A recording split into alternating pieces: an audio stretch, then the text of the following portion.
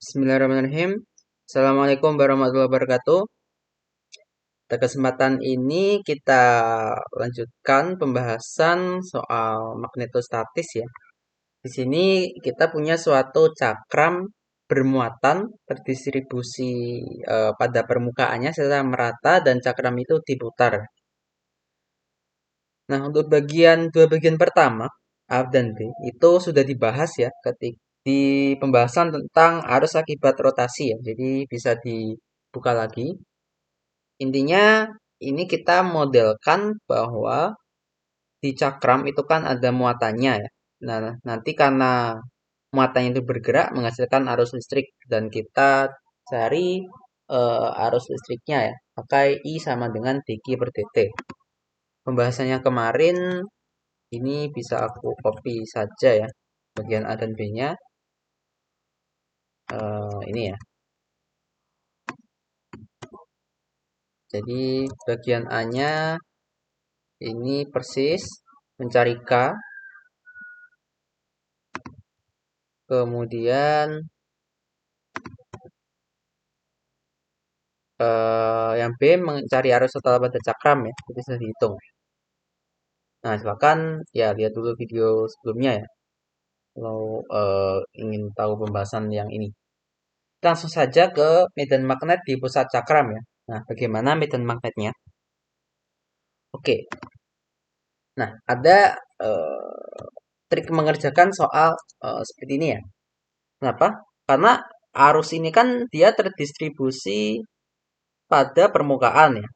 Tapi kita bisa pikirkan kira-kira cara yang lebih mudah bagaimana. Nah, kelihatan ya bahwa ini kan sebenarnya seperti sekumpulan cincin ya.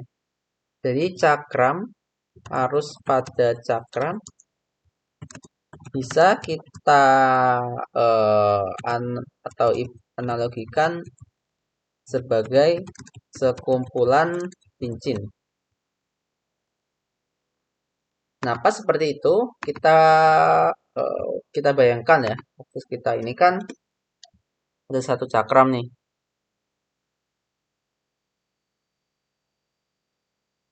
Nah, ini kan jarak dari pusat ya. Pada jarak tertentu, kecepatan itu kan omega r ya. Nah, arus kan sebanding dengan kecepatan ya. Artinya pada r tertentu, misalkan r ini. Nah, sepanjang lingkaran ini, loop lingkaran jari-jarinya r, ini tuh I-nya tertentu ya. Kemudian loop yang ini, ketika r-nya berubah, I-nya juga berubah ya. Nah, lalu ketika kita di tengah lagi, eh, maaf, kita lebih ke pinggir lagi seperti ini.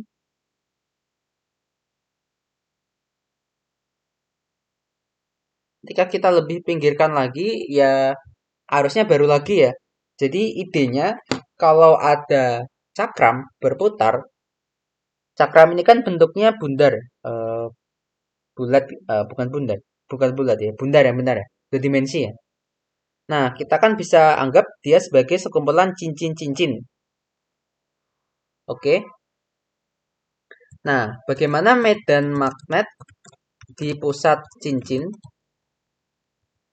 Nah, medan magnet di pusat cincin ini berarti kan cincin yang satu lilitan gitu aja ya. Ini nggak usah aku turunin lagi. Bahwa besar medan magnetnya itu kan B sama dengan filsafat ya, mu 0 I per 4 pi. Kalau cincin itu kan berarti dl cross R-nya sudah sama dengan dl. Kemudian ini cincin ya, cincin dengan arus IC misalkan, dan jari-jari misalkan R.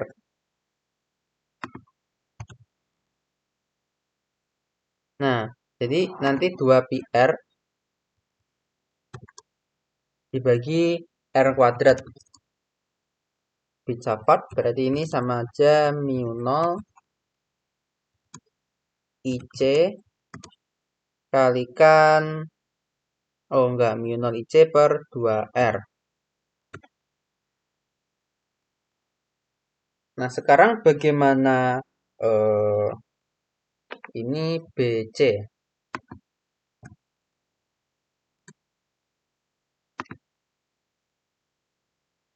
Atau karena eh, ini kan sebenarnya partisi ya. Maksudnya gini, ini kan sebenarnya benda keseluruhannya itu cakram. Cakram penuh ya. Lalu kita bagi cakram itu menjadi sekumpulan cincin-cincin.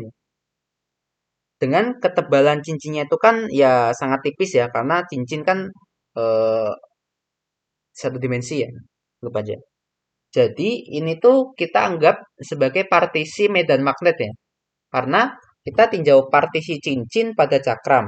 Nah, otomatis medan magnet yang dihasilkan juga berupa partisi ya. Jadi ini karena partisi kita kasih D.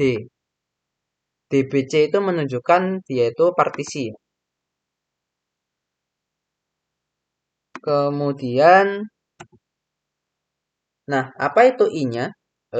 Arus pada jari-jari R, gini ya. Arus itu bergantung pada jari-jari R. Kenapa? Karena untuk K-nya itu kan ini. Eh, nah, arus itu kan karena gini ya, IC, jadi I cincin. Nah, ini kan sama aja K. K kalikan DR ya, sesuai arus pada cakram. Ini kalau bingung kenapa KDR, ada di pembahasan tentang arus akibat rotasi ya, bisa dicek.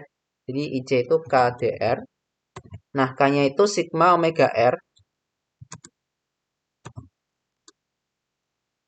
Kemudian, nah, sigma omega R kalikan DR. Jadi, akibatnya kita punya DBC itu sama dengan mu 0 IC per 2 PR.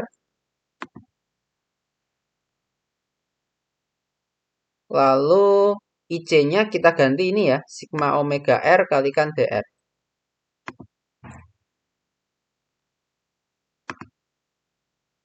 Nah, atau ini disederhanain aja, jadi DBC itu sama aja mu 0 sigma omega, R-nya kecoret ya, per 2 kalikan DR. Nah, tinggal untuk menghitung medan magnet total di medan.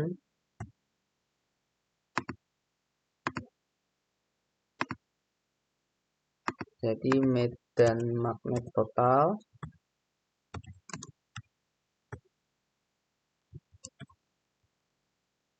karena itu partisi kita integralkan aja ya. Jadi B itu sama dengan integral dari DBC. Nah, ini sama aja integralin ini ya untuk keseluruhan jari-jari. Jadi kan integralnya kan dari jari-jari 0 sampai jari-jari cakram. Keseluruhan kan ya. Jadi ini kita hitung integralnya itu kan sama aja integral dr itu kan r ya, r kecil. Batasnya dari 0 sampai r besar. Jadi ya langsung aja b-nya itu sama dengan mu 0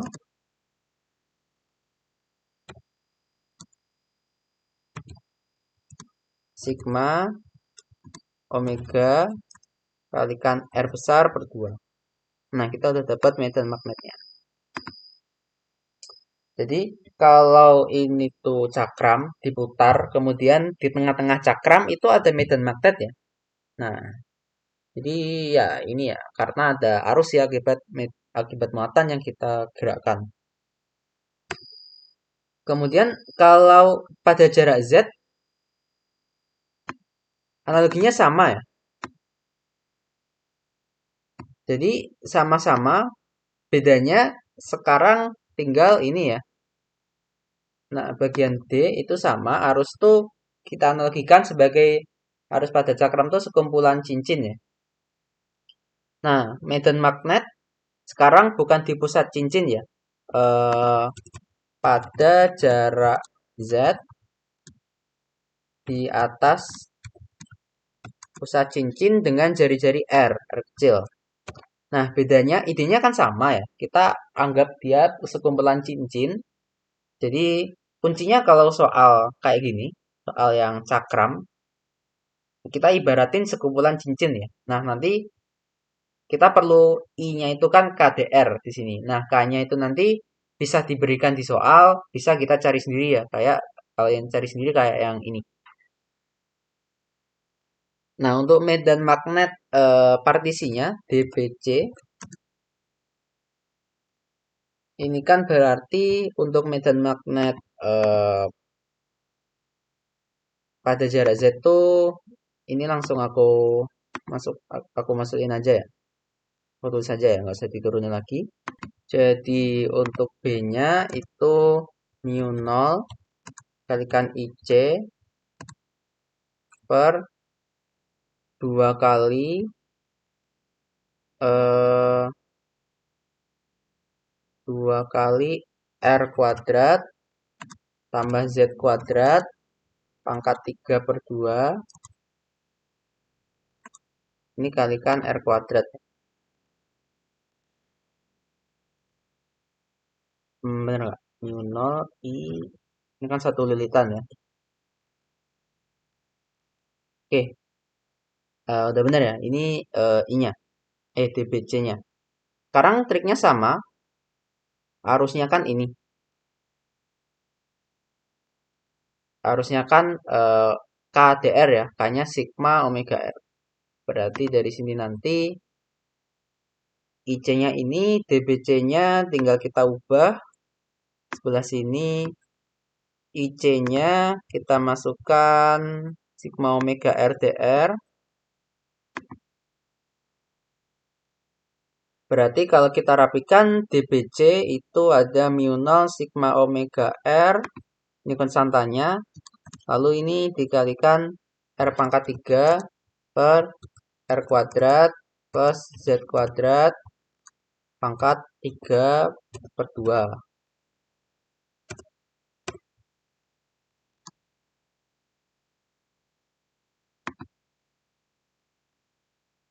Berarti sama, untuk medan magnet total kita integralkan, tapi integralnya sekarang jadi susah ya. Jadi lebih susah. Jadi integralnya eh integral ini berubah ya. Ini dikeluarkan. Ini kan karena konstan ya, bisa keluar dari integral, dari dalam integral. Cuma yang kita perlu integralkan sekarang jadi ini.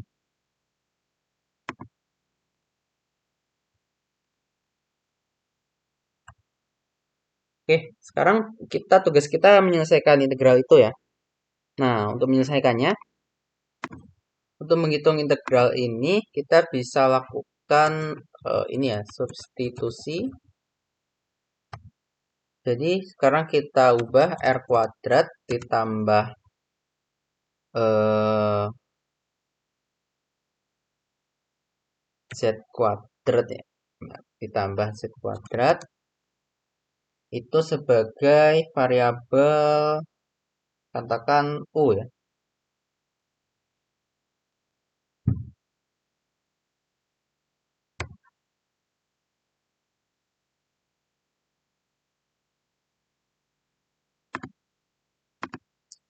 Oke. Nah, dari sini maka eh, yang pertama R ini ruas kiri, ruas kanan kita turunkan terhadap DR ya. Jadi 2R DR sama dengan enggak. Jadi ruas kiri kita turunkan terhadap R itu kan 2R. Lalu Z kuadrat itu kan konstanta. Ini sama aja DU per DR. Nah, atau DR-nya aku pindah ke kiri sini. Jadi 2 RDR sama dengan DU. Oke. Kemudian kita simpulkan bahwa DR itu sama dengan DU per 2R. Dan lagi kalau nanti kita ketemu R kuadrat itu sama aja U min Z kuadrat. Ya, jadi itu substitusinya. Nah, setelah kita substitusi maka integral ini kan menjadi ini ya. DR-nya ini kita ubah menjadi ini. Kemudian ini yang bawah, ini kan berarti jadi U ya. U pangkat 3/2. Oke, jadi B-nya itu ini. Nah, batasnya ini U ya sekarang. Jadi ketika R-nya itu 0, U kan sama dengan Z kuadrat. Jadi U sama dengan Z kuadrat. Lalu ketika R-nya sama dengan R besar, jadi U-nya kan sama dengan R kuadrat ditambah Z kuadrat. Nah, integralnya bisa kita sederhanakan. Ini kan jadi R pangkat 2 ya. Kemudian yang di sebelah sini 4-nya aku taruh ini aja deh. Ini hilang. Tinggal D. Nah, yang R kuadrat kita kan bisa ubah menjadi ini ya. R kuadrat itu U min Z kuadrat.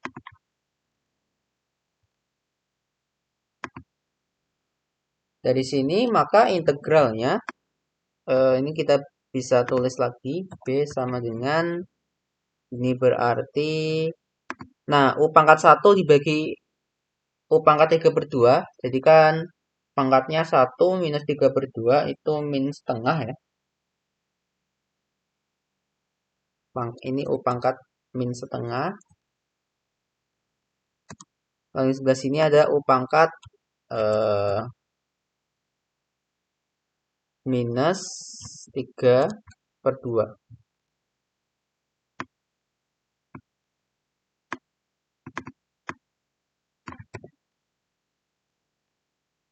DU. Oke, kita bisa integralkan satu-satu ya. Dari sini berarti B sama dengan ini. Nah, hasil integral ini itu sama dengan ini ya. Ini langsung aja yang pangkat setengah itu kan nanti ada faktor 2. Yang pangkat min 3/2 itu juga ada faktor 2. Berarti ini itu kan jadi apa ya? Sebelah sini kan jadi U pangkat setengah. Kemudian sebelah sini jadi plus ya. Z kuadrat kalikan U pangkat min setengah. Batasnya dari Z kuadrat sampai R kuadrat. Ini sebelumnya. Dari Z kuadrat sampai R kuadrat plus Z kuadrat.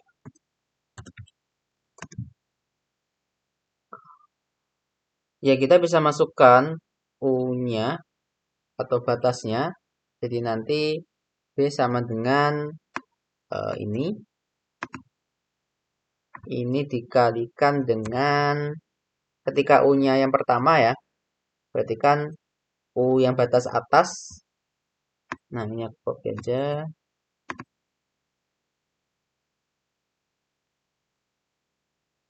Tahu ini bisa disimplify kayaknya.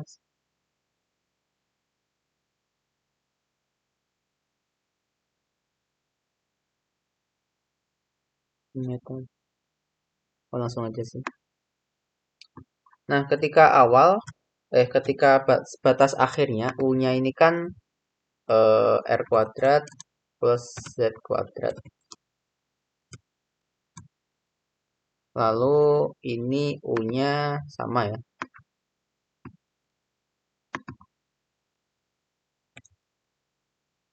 Kemudian ini batas atas dikurangi batas bawah ya. Jadi batas bawahnya U-nya itu sama dengan Z kuadrat. Di sini berarti U pangkat setengah itu Z. Kemudian ditambah eh, Z kuadrat dikali U pangkat min setengah. U pangkat min setengah berarti Z pangkat min 1. Berarti Z kuadrat dibagi Z. Berarti ini sama juga ya Z.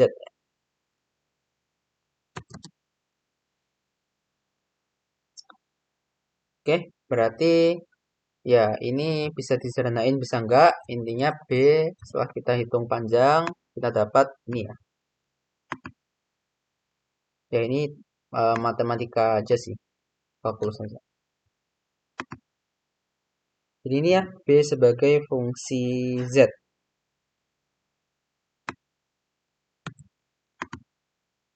Sebenarnya ya untuk integral ini bisa dicari pakai substitusi ya. Tapi kalau susah ya bisa banyak ya aplikasi menyelesaikan integral di internet. Kalau pas ngerjakan merasa susah bisa cari dari internet ya, untuk membantu idenya. Oke, sekian pembahasan soal kali ini. Terima kasih. Wassalamualaikum warahmatullahi wabarakatuh.